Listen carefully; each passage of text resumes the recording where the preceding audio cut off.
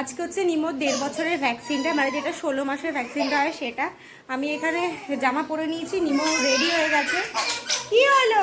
ও ভাবছে ঘুরতে যাচ্ছি, মানে এই প্রত্যেকবার যতবারই ওকে ভ্যাকসিনটা দিই না, এই সিচুয়েশনে ওর মুখটা দেখে আমার এত খারাপ লাগে। মনে হয় কি যে ও কিছু বোঝে না, ওকে সাজিয়ে গুজিয়ে নিয়ে যাচ্ছি, ও ভাবে হয়তো ওকে ঘুরতে নিয়ে যাচ্ছি, কিন্তু একসাথে 3টে ভ্যাকসিন, মানে তার মধ্যে একটা বললো ব্যথা হবে, জ্বরও আসবে নাকি, তো জ্বরটা কমে যাবে, ব্যথাটা নাকি থাকবে। তো মানে বলতে তো পারে না, কিন্তু বুঝতে তো সবই পারে। খারাপ লাগে। ফাইনালি এবার আমরা যাচ্ছি। মুখটা দেখো, কিচ্ছু বোঝে না।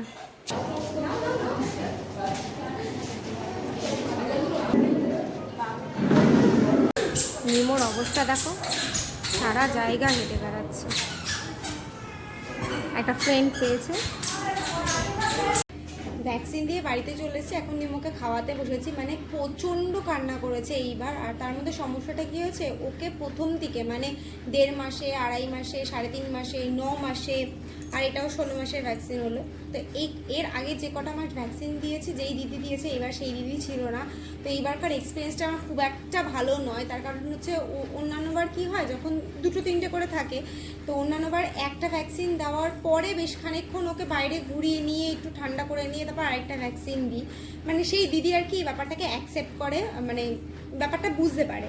তো এইভাবেই দেওয়া হয় বরাবরই। এইবার যেই দিদি ছিলেন তিনি আবার মানে একবারেই সব কটা ভ্যাকসিন ড্র করে রেখেছেন বলে ওনার বক্তব্য যে একবারেই পরপর করে 3টে ভ্যাকসিন দিয়ে দিতে হবে। এবার সব বেবি তো সমান হয় না, কারোর সহ্য শক্তি বেশি থাকে, কেউ কাঁদে বেশি, কেউ কাঁদে কম। ও প্রচণ্ড পরিমাণে হাত পা ছিটকায়। এবার হাত পা ছিটকালে কী হয়, শক্ত করে বেশি ধরতে হয়, আর এইভাবে দিতে গেলে মানে আরও বেশি সমস্যা হয় বিষয়গুলোতে। এবার একটা নমনীয়ভাবে ভ্যাকসিন দেওয়ার, একটা শক্ত করে ধরে ভ্যাকসিন দেওয়া, দুটোর মধ্যে কিন্তু অনেকটা ডিফারেন্স থাকে। যেটা শক্ত করে ধরে দেওয়া হয় সেটা কিন্তু অনেক বেশি পেনফুল হয়। তো প্রথমটা দিয়ে আমি মানে ওনার কথা না শুনেই ঘর থেকে বেরিয়ে গিয়ে কিছুক্ষণ মেয়েকে ঠান্ডা করে আবার সেকেন্ডটা দিতে এসেছি। উনি তখন আমাকে বললেন যে কেন আমি বেরিয়ে গেছি, একটা ভ্যাকসিন নষ্ট হলো আর কি, আমি বেরিয়ে যাওয়ার জন্য উনি ড্র করে রেখেছিলেন সেটা নষ্ট হয়ে গেছে, আবার মানে নতুন করে ওনাকে নিতে হয়েছে। দেখো সেই দায়িত্ব আমার নয়, কারণ আমার বাচ্চা কাঁদছে, আমার বাচ্চা যেটাতে সুবিধা হবে আমি তো সেটাই দেখবো। তো তারপরে যখন পরপর 2টো দিয়েছেন, উনি কোনো কথাই আমার শুনলেন না। ওনাকে আমি বললাম যে ওরকম হাত পা ছিটকাচ্ছে, ও লেগে যেতে পারে, আমি একটুখানি ঘুরিয়ে নিই। উনি বললেন না, ঘোরাতে হবে না, একবারেই দিতে হবে।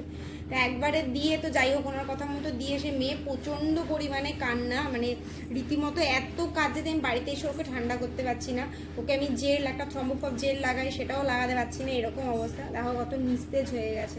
যাই হোক, এখন অনেক মানে কি বলবো, অনেক কসরত করার পরেও একটু চুপচাপ হয়েছে, একটু ফোন টোন দেখিয়েছি।